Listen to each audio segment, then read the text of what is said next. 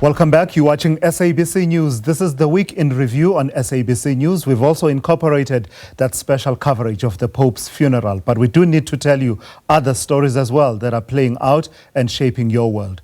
The historic but shortened working visit by Ukrainian President Volodymyr Zelenskyy to South Africa was the first by a head of state of that country. Zelenskyy met with his counterpart, President Cyril Ramaphosa, at the Union Buildings in Pretoria. But just hours after the two leaders discussed trade and peace efforts, reports emerged that Russian airstrikes had hit parts of Kyiv, killing at least 12 civilians and forcing Zelenskyy to prematurely end his trip and return to Ukraine. Joining us now to unpack the political weight of the visit and the broader geopolitical implications are two expert guests. Peter Zalmayev, a political scientist, as well as SABC News international editor, Sophie Mkwena. Oh, Sophie, let me start with you. Just your own reflections. This was at the invitation of President Cyril Ramaphosa that this took place. But ahead of that, there was a lot of diplomatic, not shuttling per se in terms of traveling, but actually just, connections that were happening. Tell us how the visit played out and what the two presidents were able to focus on. You'd recall that President Ramaphosa led a team of African leaders to Kyiv and Moscow, that peace mission. And it is during that time where the delegation from the continent indicated that they would want to see a situation where Africa is assisting the two warring factions to ensure that they do arrive at a position where there is cessation of hostilities and discussions will revolve around peace. And later, the president last year, on the margins of the United Nations General Assembly, you remember the president met President Zelenskyy, and he then, at that time, extended the invitation to President Zelenskyy to visit South Africa or Africa with the intention to engage him more on agreeing to have a negotiated settlement with Russia. But during the week, the president spoke to President of Russian Federation, Vladimir Putin, I think taking him into confidence in terms of this meeting and consulting so that behind closed doors, he's able to indicate to President Zelenskyy what are the sticking points and how this matter can be handled.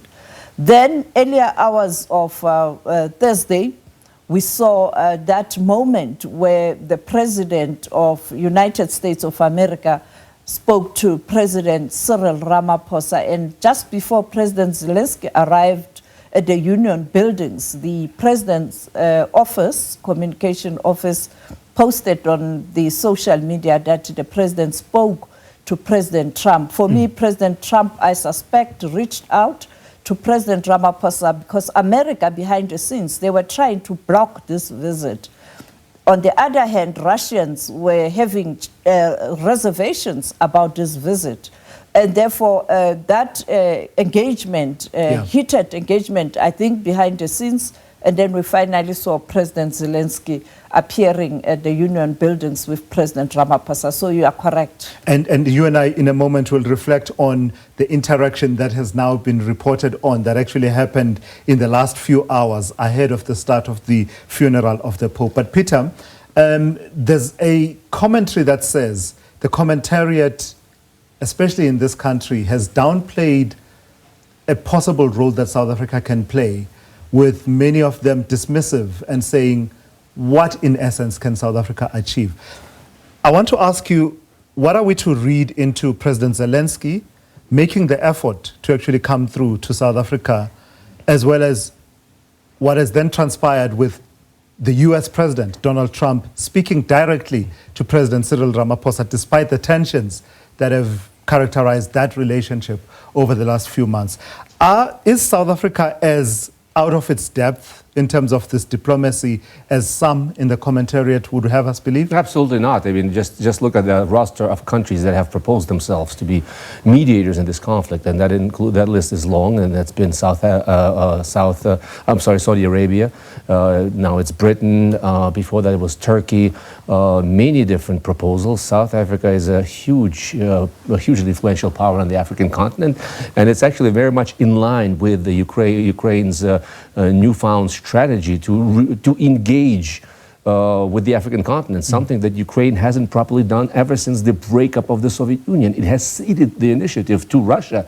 Russia, which has claimed the mantle of the Soviet Union, right? It has inherited all of the Soviet Union's former embassies around the continent, mostly, and Ukraine has kind of played second fiddle to Russia on the continent. And since the start of the war, the Ukrainian foreign minister has in fact declared a renaissance in the Africa-Ukraine relations. Since the start of the war, we've had 7 new embassies open up, and one recently opened such embassy was in Gaborone, Botswana. I was just visiting there and visiting with our lovely, great ambassador. So this is very much part of that strategy, and it's a win-win situation. It's a first visit by a Ukrainian head of state to the African continent altogether. And as we have seen with the phone calls coming in to the South African president from Putin and from Trump, that has raised the profile of South Africa. It's an absolute success, I think. But sticking with you, Peter, this is not to naively suggest that South Africa will, through its own efforts and direction of the conversation, lead to a comprehensive ceasefire and resolution. Is it about, as we say, eating the elephant in pieces, tackling those aspects that South Africa can tackle? I have been traveling for the last 40 days around the southern part of the continent. I've been to Lesotho, Namibia, Botswana. I'm continuing my travel soon to Eswatini, Mozambique, and having met with colleagues from the civil society, journalists, and policymakers, I realized that in the continent, these countries that I've mentioned, they closely coordinate their foreign policy stances, and it is needless to say that South Africa decides on any particular issue, including the Russia and Ukraine war, that will affect the positions that these other countries do. And once some of these positions are taken in concert, once there's a clear message that Russia or any other player cannot take South Africa's position of support of neutrality for granted anymore, that may sway Putin's calculation once he sees that he cannot expect these countries to unequivocally support Russia's position, even if, like in the case of South Africa, it is a member of a grouping with Russia, such as BRICS. Sophie, so President Zelenskyy had to cut short his visit, but he did leave a senior government delegation, and the very next day, or a few days after that, he's now in the Vatican as part of that, attending the Pope's funeral. Then there's that moment. Initially, when we saw it, some of us were debating, is this real? Is this a real picture? Did this just happen? Tell me what we know about the meeting between US President Trump and President Zelenskyy ahead of the funeral. Just to look at what my colleague has just said about South Africa, I posed the question to President Zelenskyy personally.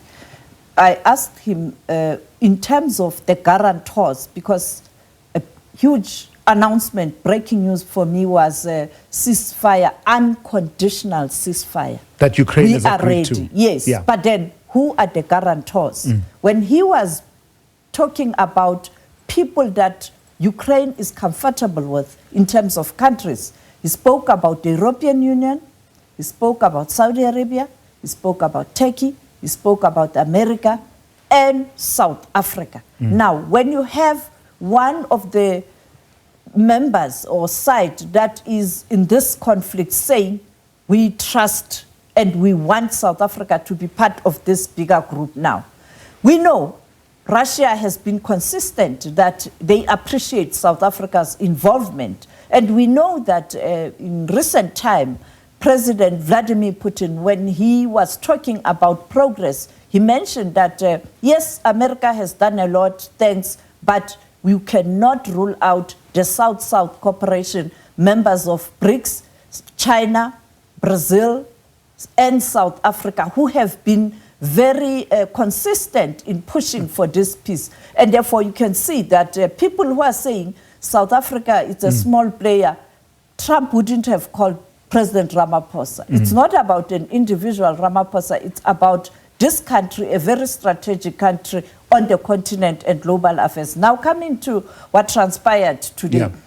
Well, I don't want to lie. I never anticipated that there will be that moment. I knew that both leaders will be there And all of us, we were looking for body language when they greet each other Yes. in presence of many leaders. But that private moment at the Vatican, when you link it to the last message of the Pope saying there must be peace, I just hope that that was a moment of reflection. And that's the story that's going to dominate the news. Yeah. And the two leaders have already indicated that there has been progress. That little moment, because in diplomacy, you don't need 5 hours. You Yes. just need a short whispering. In fact, there's that reminder that we can't help but allude to what happened during the memorial service of the late former president Nelson Mandela. And That Raul handshake, Castro. right? That handshake. Look what that led to. And I'm looking at reports coming through. Peter, maybe as a final word to you as well,